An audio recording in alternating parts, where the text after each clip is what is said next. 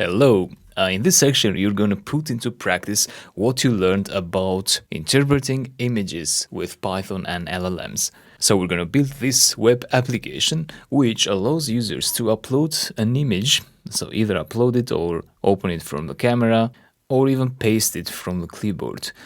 So let's try to upload something like this image here. The image will show here for the user, so it's very user-friendly. Then the user submits the image, and the LLM, so Python, will send the image to the LLM model, and they will get this text. It first says what ingredients there are in the image, and then down here it's going to list 3 recipes.